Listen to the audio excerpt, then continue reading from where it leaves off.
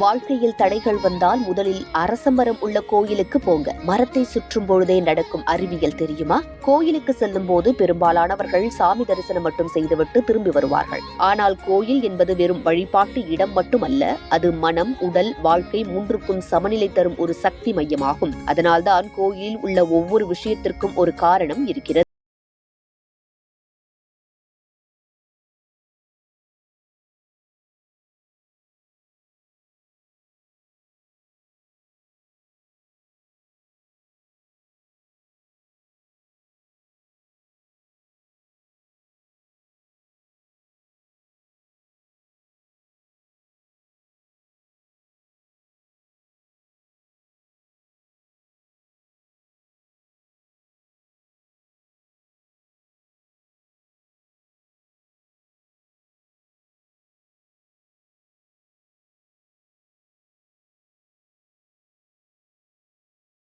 அரச மரத்தை சுற்றும் பொழுது நம்முடைய கவலைகளையும் பிரச்சனைகளையும் அந்த மரத்திடம் ஒப்படைத்த மாதிரி மனம் லேசாகும். அறிவியல் ரீதியாகவும் கோயில்கள் மிகச் சிறப்பாக வடிவமைக்கப்பட்டுள்ளன.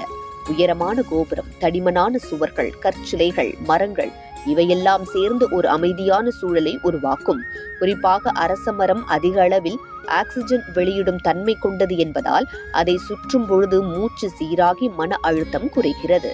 கோயிலில் தீர்த்தம் குடிப்பது, மணி அடிப்பது, தீபம் பார்ப்பது, மரத்தை சுற்றுவது இவை எல்லாமே நம்முடைய உடல் உணர்வுகளை ஒருங்கிணைக்கும் வழிமுறைகள்.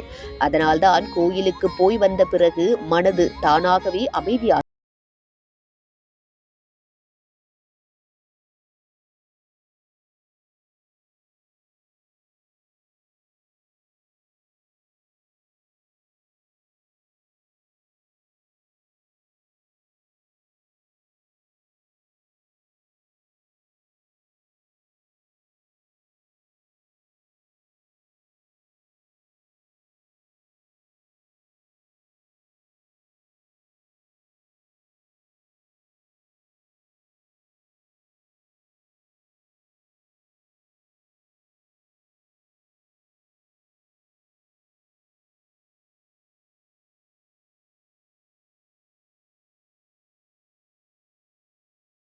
அது மனதுக்கு நிதானம் கற்றுத்தரும் ஒரு ஆன்மீக பயிற்சி போன்றது.